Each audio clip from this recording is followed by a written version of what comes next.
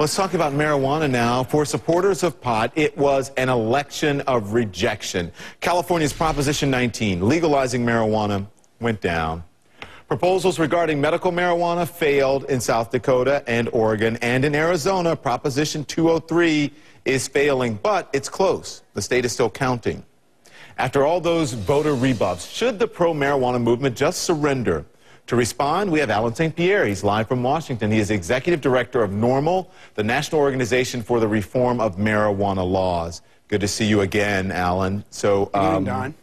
Earlier tonight, the White House Director for Drug Control Policy, I spoke to him. He gave me his reaction to Proposition 19 going down. Take a listen. We'll talk about it.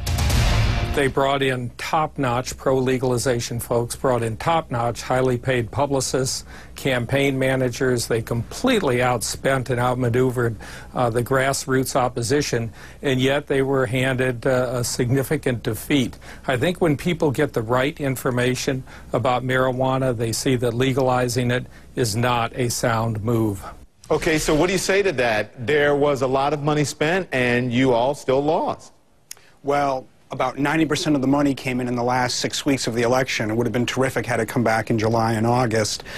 But generally speaking, in this country, there is a zeitgeist to legalize marijuana. In the last 20 years, we've gone from 20% of the American public supporting it to 45%, according to a poll a couple of weeks ago. 55% of Californians in advance of this election said in polls they wanted to legalize it, and we came in at 46, 47%. So you say it's only a matter. You think it's only a matter of time, then? Is that what you're saying? This is a fait accompli.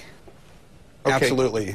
All right. So some would say, though, Alan, that this was the election year for you. Everyone was desperate for funding, especially California, and legalizing marijuana was still rejected. At the very least, do you think that all you need to do is change your strategy? Maybe legal marijuana is enough. Maybe you need to be more pragmatic about it and think in terms of baby steps and just focus on the medical marijuana issue?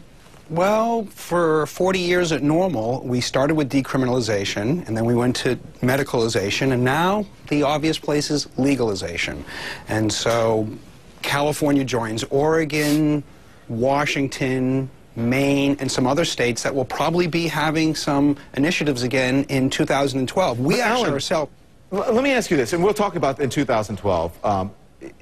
Is this, though, older voters versus younger voters rather than conservative sort of versus liberal voters? Because when you look at younger people, and I don't have the stats here, but I think younger people turned out in droves to support this and then was sort of rejected by older voters. And that's who turned out to the polls, especially for midterms. Midterms, absolutely, particularly with this conservative agenda and the Tea Party, that was clear.